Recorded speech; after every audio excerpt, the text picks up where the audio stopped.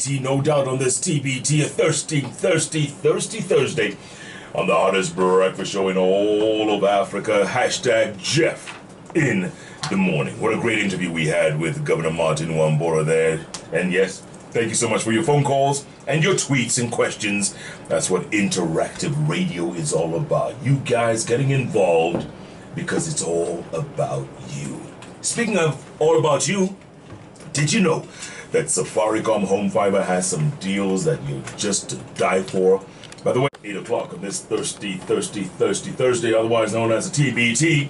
And you know, right about this time is when we do what Katiba Clyde loves to call, I'm trying to delay this as much as I can so you can get that done. Katiba Clyde calls a story a day. That's right, a story a day. And Thursdays we always dedicate it to Kenyans out there, because everybody has a story to tell. And I tell you folks, when you hear John O'Shea Ngurugwe's story, you need to sit back. Better yet, you need to lean forward, because he started off as a chauffeur at Tribe Hotel back in the day when it opened. He was a chauffeur. Then he got an offer to go to Doha, Qatar, with a security company. John takes the story from there. John, welcome to Hot 96. Thank you so much. Good to see you, man. I used to see you on Twitter all the time, and I remember the first time we communicated, I pronounced your name wrong, I think, right? Ngurugwe. Which didn't go very well with me. And you never forgave me for a few days. Yeah. Until I got it right. Yeah, and now you haven't, you know. Good to see you, John. Good to see you. And, you know, your kind of story is something that people need to hear. Because we hear all kinds of stories about going to Dubai and Doha, how life is fantastic over there. But it's not a bed of roses, is it? No, it's not. And first, Jeff, thank you so much for hosting me. I'm really excited. You know what? We could end this now, because it's been my all this time to meet you, because you really inspire many. Thank you, brother. Yeah. And I've always been waking up every morning to listen to this from Doha. So thank you so much. You're welcome. Yeah. So you're at Tribe Hotel, working as a chauffeur, and you get this offer to go to Doha. Yeah. This was 9 years ago. Yeah, that was 9 years ago. Yes. And you know, before I got the offer, there was like a 3 months delay, because I got the first offer, it didn't work out, and then my aunt, who I really treasure so much, is now in the United States. She was the one pushing me, and she was always like, "John, you're better than this. You can't be just chauffeuring people to the airport and back. You can, you know, you can be better." And you know, I had done media and everything. She was like, "You can go back to another country, get some good job," you know. And she kept pressuring me, and she introduced me to this agency, and the agency got me to go to Doha. And their story was, you know, if you go to Doha, though you're gonna go through a security company. When you get there, you can change your job and get a very nice media job, and they would mention the very nice company there, media company, Al Jazeera. Yes. And I got really excited about it. And I remember when we went to go, I didn't know exactly what's going to happen. And I remember when we went for that interview, when I saw what I was going to get, I said no. But I remember a friend of mine called Batista. We used to work together before Tribe in a tea factory, actually in Kiambu. And he gave me a lot of psych, and he was like, "Let's go for it." And you know what? This is the salary, but when you get there, you know, we can do more. Like, he thought it's like the United States. And I remember actually when we went to that flight, he had himself like a toolbox, because he was an electrician. So he knew he's gonna get this security job at part-time hours, be doing his electrical stuff and making money aside. But that was not the story. And first, our misery started at the airport. So in Doha. No, sorry, in JKA. In JKA. So this agent tells us, this is your flight. You're gonna go to Doha, and but you're gonna go through Sharjah. So we were in It's called Air Arabia. Yeah, Arabia. And we didn't know there was a transit until we got to the airport. And this agent told us that it's gonna be like 10 hours transit. Some of us didn't have money, thank God I have a couple of dollars. So, and she was like, oh, things are cheap there, it's like 20 bob and stuff like that. We didn't know it's not 20 Kenya shillings. Yeah, correct. Yeah, so when we got there, it became terrible. When we got there, we realized we're gonna be there for over 48 hours. What? Yeah, so not a lounge, just sitting there, very cold.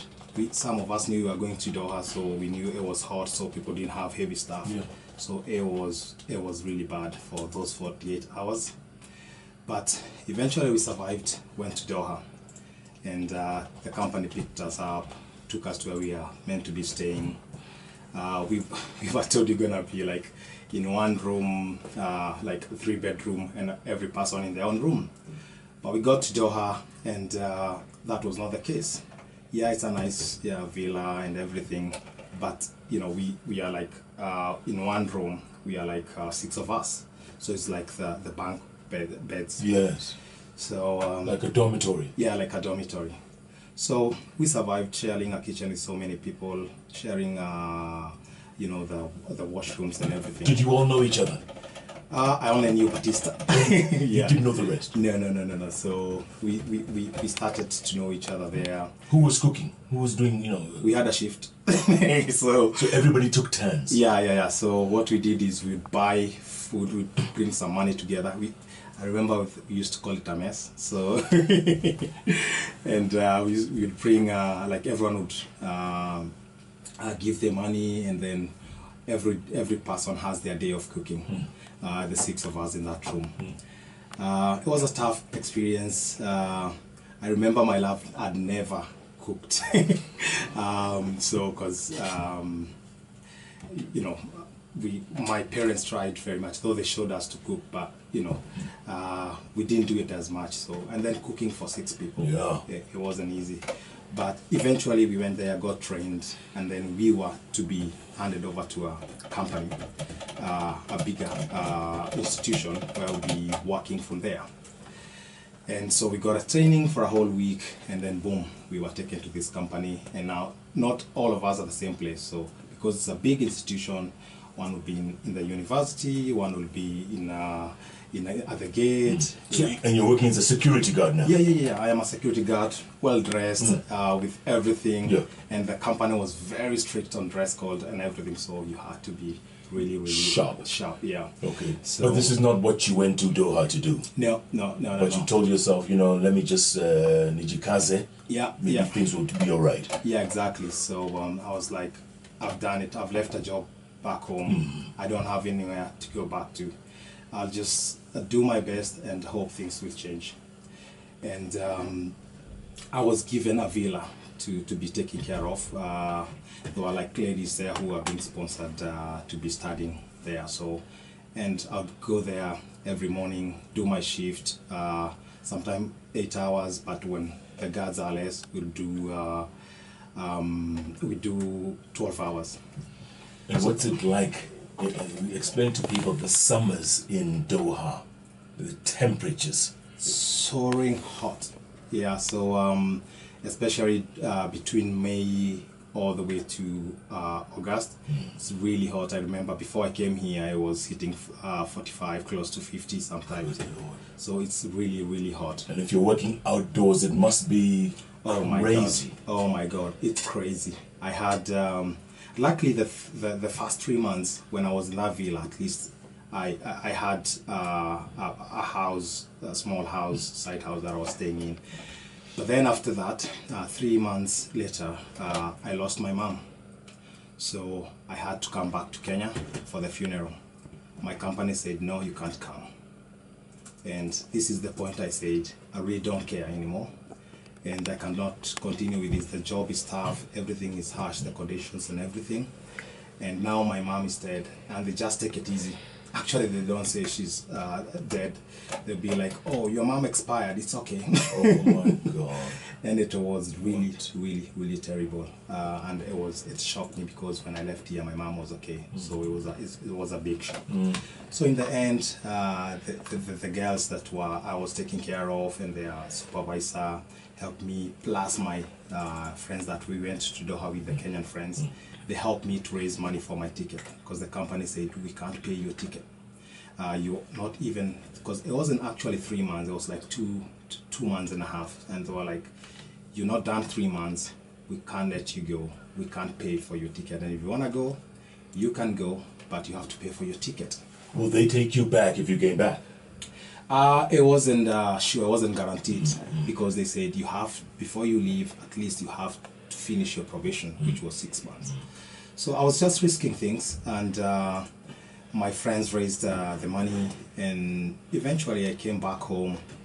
It was really sad for me, and because I had lost my dad years back, now after my mom's funeral, I had to take care of my family.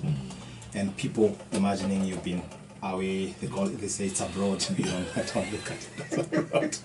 You know, oh, he has money and everything. Oh, he could even afford to come back for the funeral. They have no clue what you're going to do. Yeah, exactly. But I told myself, I'll still go back. I'll still go back because now I have 2 youngsters here, one in high school and the other one in primary school. And now I have the responsibility to take care of them. So I said, I'll go back. The small amount I'm getting, I'm going to work with that and see, you know, if that can bring something better. So after a month, I went back, and things became worse. Because now from the ladies' villa, because some people, some supervisors who knew each other, they were not happy because I was getting fed well and everything in this villa. So they took one of their own and took them to this villa, and they took me to a building, it's an university, and they put me on a loading dock. A loading dock where the deliveries are coming and everything, and it was really hot, and now it's in May. And it's outdoors, obviously. It's outdoors. And because they know each other, they'll not rotate me when they're rotating other people. So I'll just stay there for like 12 hours. Was it racism? Or jealousy, or combination, or what is it? No, it's more of because basically it's not the locals not be doing that job. So it's people from other countries like India and Nepal, Philippines, and they know each other. They've been there long. When I went to Doha, I was like about 500, 600 Kenyans. We didn't even have an embassy there. So and now? Oh, now we are about 24,000 Kenyans. Yeah, so the population have really grown. Okay, so they'd keep you outdoors. Yep. Not bring you in. Yes. How many other black security workers were there? In this institution, it was just me. Just you. Yeah. So, and when I complained a lot, the supervisor at one point said, "Then we are going to be rotating you," but this only happened at the night shift, which doesn't really, it wasn't really hot. But when it's during the day shift, they put me outside. Jeff, it became really bad that I said, I am not doing this job anymore. I just want to go back to my country. And people kept telling me, it's going to get better. How long had you been in Doha then? It was, you know, after I went back now, it was like another 3 months. Okay, so you've been there about 6 months. 6 months, yeah. And it got some point whereby I almost got physical with the supervisor, and I said, I remember it was night shift, he forced me again to stay at the loading dock, and there was some construction going on. And I said I said to him, enough is enough. I was not kicked out of my country. I'm not going to die when I go back. This is the time. So, and he was very rough with me. That night he moved me, but the following day, you know, there's nothing to do, it's during the night, so I was holding on to my phone. He came and tried to grab my phone and said, you have to give me this phone. I said, no, I'm not giving my phone. And it was very bad, and he took me to his car, and he took me to the gate, and he said, from tonight, you'll be working from this gate. Now that is even worse. And I said, no. I remember I didn't leave the car. And when I said I'm not going out, he said you must. And I said, no, if you're not driving me back to where I was, just drive me to my accommodation. And I jumped to the driver's seat. And I said, if you're not driving me, then I'm gonna drive myself. Now that's when he realized I was serious. So he got back in, took me to where I was working, and the following day they took me to the managers and everything to complain. And I said, this is what I've been going through. And the manager was really good. He explained to me and he said, things will be better. You really seem like a nice person. Don't worry, things will be better. And that's within a week or two. Georgetown University was opening a new building, and they were selecting from the institution I was working on. It's called Qatar Foundation, really nice institution, and they said they were selecting the best security guards from the institution, which had like 1,500 people. So from this 1,500, they had to pick 27 best and take them to Georgetown new building. By God's grace, I was one of them. Yeah, so I was picked, taken to Georgetown, and things started changing. But the same supervisor I was having in the other building is the same supervisor, because the same zone. So he wasn't happy that I got this, so he kept following me, and eventually, again in Georgetown, he kept me at the gate. And we kept fighting all the time, and he was saying, and this institution has the best offers. So he kept threatening me, if you don't do what I say, you're gonna leave this institution, go somewhere else, and your salary is gonna be less, like 500 riyals. So however much I was trying to push myself, I was also aware of what would follow to me. I mean, look, let's face it, this was racism. Let's not call it anything else. He obviously had a problem with you. Yeah. And was trying to make your life as difficult as possible. Yeah. He tried as much as possible. He even brought me warning letters to sign, which were not even meant for me, and I refused to sign them. And he said he's gonna make sure he kicks me out of that foundation, which is a very nice place and offered us very good allowances. But eventually, what saved me is when the building was to be opened, the civil defense has to come in and inspect the building, inspect the firearm system, and then so before that we were oriented, we were shown what to do. But again, in this building, the day supervisor they've picked and the night supervisor, they are like people who've been in the company for so long. So I was not, any one of them was only there for what, 7 months. So there's no way I could get the opportunity. So came this time that civil defense was coming, and they were taught, the supervisors were taught what to do. But I was watching. So when civil defense came, they asked, in case of fire, what happens, what can you do? And the guys were just looking at the panel. They couldn't respond to anything. And at that moment, I seized it. I jumped in and I explained everything. And yeah, they were amazed. They were like, oh, yeah, that's very, very, very good. And behind me was the directors of the institution. And as soon as this was finished, they said, he's not a security guard. He's way better than that. So, but this is, it looks too good to me, but this was the beginning of the battle. Because you cannot change a sponsorship from this company to another one if you've not finished the contract. And the contract was how long? They had given us indefinite. They said it's 2 years, but when you go there, it was indefinite. But right now things are good because there's new rules in Qatar. Things are really, really good now. So now you can easily change your job. Okay. But then you couldn't, so they said, no, you can't get him until after 5 years. So there was a huge fight. They were like, they need this money for them to let me go. But it never happened. They kept fighting. And then this is now 3 institutions involved. There is the security company that has employed me. There is Georgetown University. Yeah. And then there is Qatar Foundation, which, so it's so many steps. So it was a very, very huge fight. But in the end, Georgetown worked hard. I worked as a contractor for some time. And Georgetown eventually got me to work for them. And that's the moment that things started to change. I became the Health, Safety, Security and Environment Coordinator. And life started to brighten up, and this is the point where I started thinking. When we were in that room, there were 6 of us. We used to pray a lot, and we had sessions. And one guy told us that all this you're doing is nothing. This is not your country. And I could tell them what was going on, and one guy told me, you know what, John, however much those people like you, you don't go anywhere. But I said, even if I don't go anywhere, I just want to shine, and I just want to be happy. And now this was the beginning. So things changed. I remember when Georgetown got me to work for them, like, they got me like a car, new suits, everything. I changed my housing, man. It was really, really good, and things started to change. Yeah.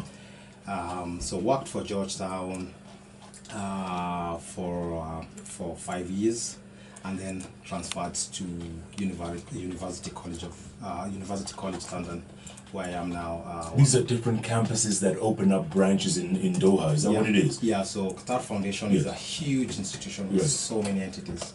So one of the entities is Education City, and Education City hosts schools like Northwestern University, Well Cornell College, CMU Carnegie Mellon University. So they have so many, and the only British university is the one that I work. University College London. Yeah. Wow. So you still with them? Yeah. What is your role? I am the manager in charge of HSSE and emergency response. Good Lord. From a chauffeur at Tribe. Yeah. That's a great story. Let's take a break, come back. By the way, Rogers Oyuga, he says, this guy is my hero. Stardom CEO Mr. John O'Shea had always been there for us Kenyans in Qatar. Salute, my brother. Salute. Thank you, Rogers. Rogers is a good friend of mine. Is he in Doha? Yeah, he's in Doha, and he's my main man. And you Kenyans, do you hang out? When I come back, let's talk about the Kenyan community in Doha, because quite a few of them are followers of this program on Twitter, and they really support us. But what's life like for Kenyans in general in Doha? I mean, you are definitely an exception, and you could have given up many times along the way, but you didn't. 9 years later, now you got your life back. But what's life like in general for Kenyans? We're talking to John O'Shea Ngurugwe. Tweets coming in thick and fast. Karehu Dan says, what a story, so inspiring, I salute you. Mutwiri Kiriri says, inspiring story, I'm listening all the way from Sydney, Australia. Gasheru Matereto, you say, oh my, what an inspiring story. Kuzoa Matiangi says, hi Jeff, I'm listening from Kericho Town. Tell John he has inspired me. Yes indeed. Precious Purity. Kianda, first time we're hearing from her since you came back. She says, good morning, remember to smile today and make someone's day. Oh yeah. John, you have a very inspiring story, man. Well done, and then thank you for not giving up. But you've gone an extra step. Now that you've, quote unquote, done okay, made it, you're making it also easier for Kenyans. Tell us about it. Yeah, Jeff, the reason I am where I am right now is because someone believed in me, and they thought I was not a security guard. I am John who can be something better. And through the experiences I went through, and I know people have been going through the same, and I decided that I'm gonna be part of helping the Kenyan community. Jeff, our biggest problem is not Qatar. Qatar is a very good country. The people there are amazing. Our biggest problem is ourselves, the Kenyans. We have agencies here that are really messing up with Kenyans. And what happens is people just are out there for money. So you get people from everywhere around the country, tell them you have a job, this is what you're gonna get when you get to Qatar. But they really don't care. For them, it's about getting these 100,000, 120,000 from, when I went there, I paid 70,000 to go there. You had to pay this agency? Yes, 70,000. And now it's probably, like you said, 100, 120, 150? Yeah. Per person? Per person. I've met people who paid 150. So it's really bad. And because of what I went through, I've come up with a few initiatives for Kenyans already in Doha, and the very recent one that I'm working on, not just myself, it's me and the Anglican priest in Doha, his father Paul. So we've realized that it's very hard, and we've talked a lot. The embassy is even trying hard to try and restrict these rogue agencies. But then it's become worse that some are passing people through Tanzania to Doha, to Saudi Arabia, to all of these Middle East. So it's become really difficult to control. Maybe people are not willing to do it. So what we thought would help Kenyans, and we went through the country, because I usually go visit these Kenyans, who may be in these conditions. So we came up with an awareness program. So we've come up with a brochure, which is called Know Your Rights. And we are trying to buy, to get the media house, the civil society, and the churches here to buy it. And this brochure tells you some of the rights, and we've gone to the Labor Ministry in Qatar, and they are very happy with this. The embassy is happy with this.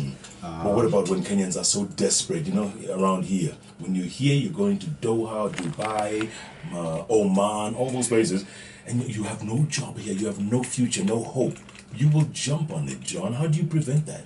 Yeah, that's why we've really come with this brochure. The brochure, which gives you those rights, it might not go very far. So what we've done now, we've come up, it's still on progress, but we have a mobile app, which is called Good Work, and is being developed in the UK with a friend of ours called Quentin. And this app, where you can keep it updated, because NIA, the National Environment Authority, has come up with agencies that are right, and they have to go through them, they have to register, they have to pay some money to say that they are able to take care of these people when they go there.